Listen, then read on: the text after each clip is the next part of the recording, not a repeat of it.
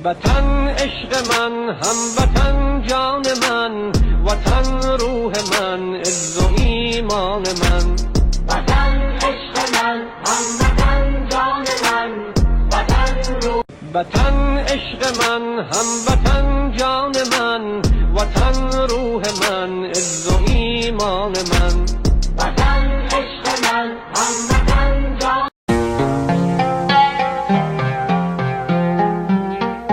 अस्सलामुअलैकुम व्यूअर्स, उम्मीद करता हूँ कि तमाम दोस्त खैरियत से होंगे। व्यूअर्स, ये देख रहे हैं कि ये आपके भाई का वीज़ा आ गया अल्हम्दुलिल्लाह। मुझे जो वीज़ा मैंने अभी ये लिया है, ये वाला वीज़ा मैंने लिया है ईरान का।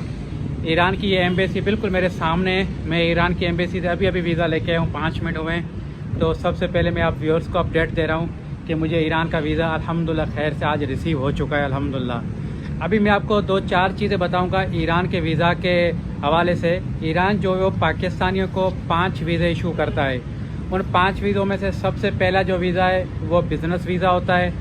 बिज़नेस वीज़ा की जो चार्जेस है वो इस वक्त ईरान ले रहा है 23,500 रुपये। उसके बाद दूसरे नंबर पे जो ईरान वीज़ा दे रहा है पाकिस्तानियों को वो टूरिज़म वीज़ा है। टूरिज़म वीज़ा के वो 19,500 ले रहा है। तीसरे नंबर पे जो ईरान हमें वीज़ा दे रहा है पाकिस्तानियों को वो दे रहा है ज़ियारती वीज़ा।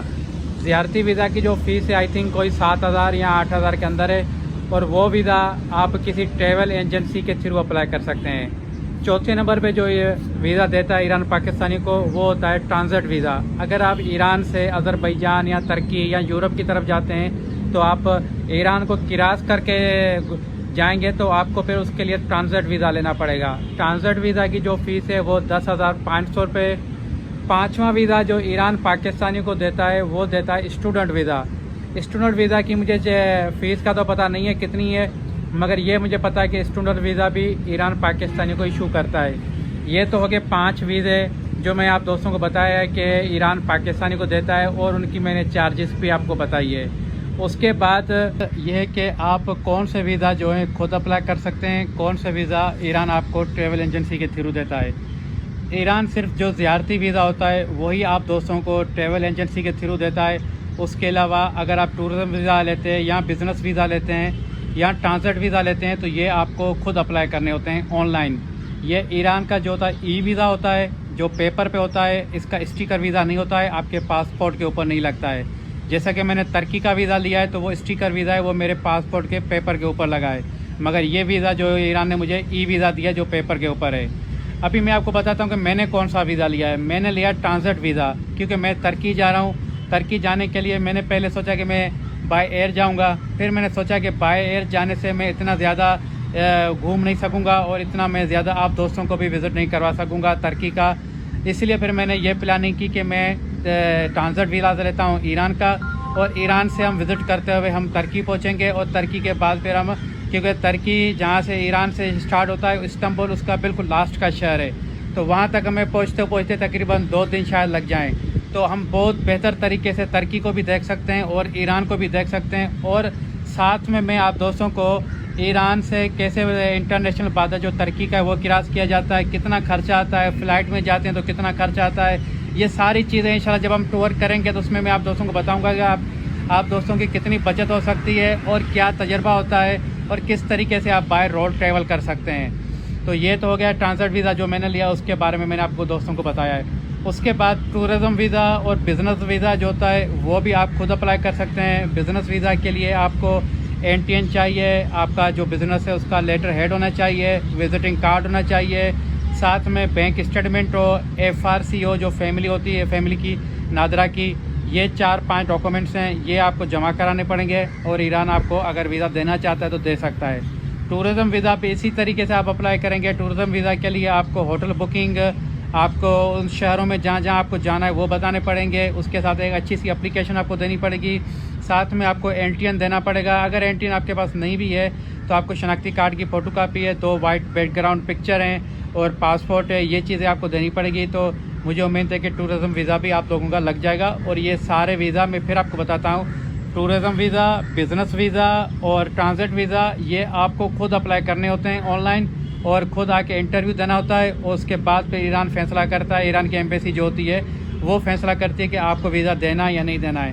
मेरा जो इंटरव्यू हुआ था वो मेरा परसों इंटरव्यू हुआ था और कल उन्होंने मुझे बोला कि आप वीज़ा लेके जाना, मगर कल फिर मैं नहीं आया, मैं आज फिर आके मैंने वीज़ा लिया है।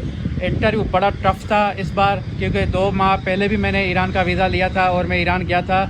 उस टाइम मेरे से 1-2 सवाल उन्होंने पूछा था और वीज़ा दे दिया था। इस बार उन्होंने मेरे बिज़नेस से रिलेटेड मेरे से सवाल किए और उसके साथ उन्होंने जहाँ मैं जिस शहर में बिज़नेस करता हूँ उस शहर के जो फेमस लोग थे उनके बारे में उन्होंने मेरे से पूछा कि फ़लाना ये जो लोग हैं ये क्या करते हैं, कहाँ पर हैं आजकल, आप उनको जानते हो नहीं जानते हो। तो ये सवाल उन्होंने मेरे से किए। उसके अलावा भी उन्होंने बहुत सारे सवाल किए कि वाई गो तुर्की क्यों जाना चाहते हो, और तुर्की वालों ने आपसे क्या क्या सवाल पूछे वीज़ा देने के टाइम पे। बहुत सारे उन्होंने सवाल मेरे से किए। तो बहरहाल मैंने अल्हम्दुलिल्लाह उन सारे सवाल के उनको सही जवाब दिए और उन्होंने मुझे वीज़ा इशू कर दिया है। और सबसे बड़ी बात यह है कि यकीन जाने के उन्होंने जो भी सवाल किए सारे इंग्लिश में किया है और आपके भाई को इंग्लिश बिल्कुल नहीं आती है। मैं बस थोड़ी सी इंग्लिश जानता हूँ, जो थोड़ा बहुत उनको जवाब दे रहा था, आधा इंग्लिश में आधा उर्दू में जवाब दे रहा था, मगर वो भी अंडरस्टैंड हो रहे थे और मैं भी समझ रहा था। हमारा काम हो गया। अभी जो मैं टूर करने जा रहा हूँ ये टूर भी मेरे लिए एक बहुत बड़ा चैलेंज होगा, क्योंकि मुझे इंग्लिश बिल्कुल नहीं आती है, सिर्फ उर्दू आती है। और उर्दू के पे ऑफ में मैं ईरान और तुर्की का टूर करूँगा कि भी मैं देखूँगा इस टूर को मैं कैसे मैनेज कर सकता हूँ। तो आप दोस्तों ने इस टूर में मेरा पूरा साथ देना है, व्लॉग सारे देखने हैं। चैनल को जो दोस्त नए हैं उन्होंने सब्सक्राइब कर देना है फौरी, वीडियो को लाइक करना है, कमेंट्स करके आप दोस्तों ने मुझे बताना है कि आज की जो मैंने डिटेल आपको दोस्तों को बताई है इस बारे में आप दोस्त में से और क्या पूछना चाहते हैं, तो वो भी मैं आप दोस्तों को बताऊँगा। और अभी हम यहाँ से निकलेंगे, हम जाएँगे करेंसी एक्सचेंज कराएँगे अपनी करेंसी, जो क्योंकि मुझे लीरा भी चाहिए तुर्की के, और कुछ मैं डॉलर भी लूँगा, कुछ मैं ईरानी पैसे लूँगा, कुछ ईरानी मेरे पास पड़े हुए हैं। तो वो जाके करेंसी चेंज करते हैं। करेंसी चेंज करने के बाद फिर हम कुछ चीज़ें और लेनी है, तो थोड़ा सा कराची का टूर भी कराता हूँ और फिर आगे की प्लानिंग भी बनाते हैं।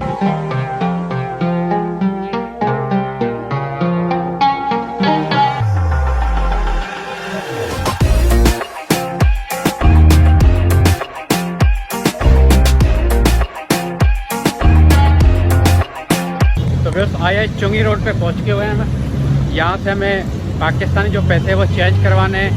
हम यहाँ से ईरानी नहीं लेंगे, क्योंकि ईरानी मेरे पास पहले पड़े हुए, मैं 2-3 माह पहले ही तो ईरान से हो गया आया हूँ। बाकी यहाँ से अपन तुर्किश लीरा लेंगे। तकरीबन मेरी कोशिश है कि तुर्किश लीरा हमारे पास 500-1000 खान होना चाहिए, और उसके साथ हम डॉलर भी लेंगे।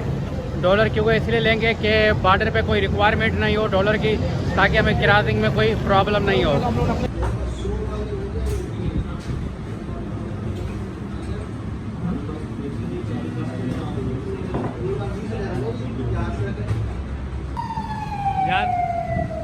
यार डॉलर भी ले लिया माशाल्लाह, और तुर्किश लीरा भी ले लिया। तो ये तो काम हमारा हो गया कंप्लीट। अभी हम जाएंगे लाइट हाउस की तरफ। लाइट हाउस की तरफ जाके हम मुझे वहाँ से एक बैग लेना छोटा सा, और देखते हैं कि बैग के साथ अगर अच्छी सी जैकेट मिल जाती है तो वो भी ले लेंगे, नहीं तो फिर जैकेट हम जाके ईरान से लेंगे। तो इंशाल्लाह हमारा टूर बिल्कुल फाइनल चुका है। जो कराची की ख़रीदारी थी वो सारी मैंने कर ली है, बस वो लेके इंशाल्लाह फिर हम आगे की प्लानिंग वहीं जाके कर देंगे। अभी हमें आगे कहाँ जाना लाइट हाउस के बाद।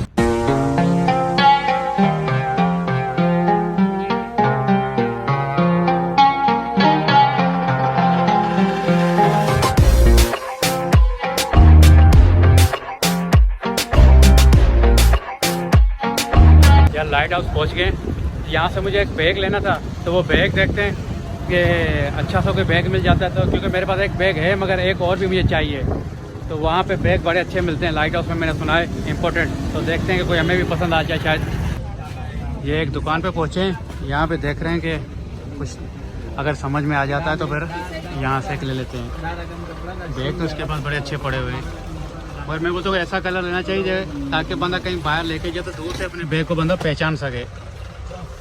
ये ब्लू कलर वाला मुझे बैग पसंद आ गया है, तो इसका दाम लेते हैं 2500 कह रहे। मैंने 2000 भाई को फाइनल बोले, तो मुझे उम्मीद है कि 2000 में हमारी डील बन जाएगी। तो यार लेते हैं और निकलते फिर आगे दूसरे काम निपटाते हैं अपने।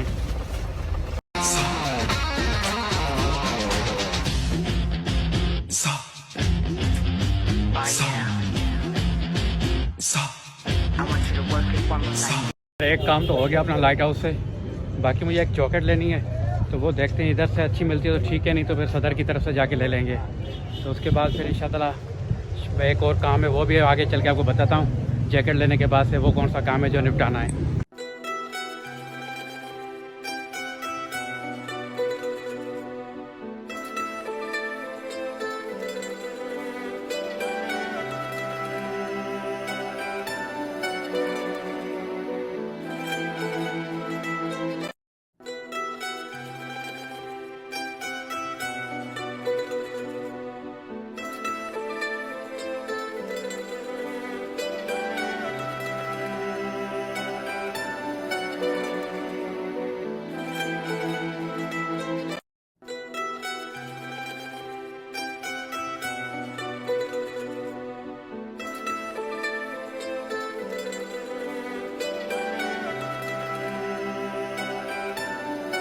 मैं खैर से यूसुफगढ़ बस टर्मिनल पहुंच गया हूं। तो आज हम निकल रहे हैं गवादर के लिए।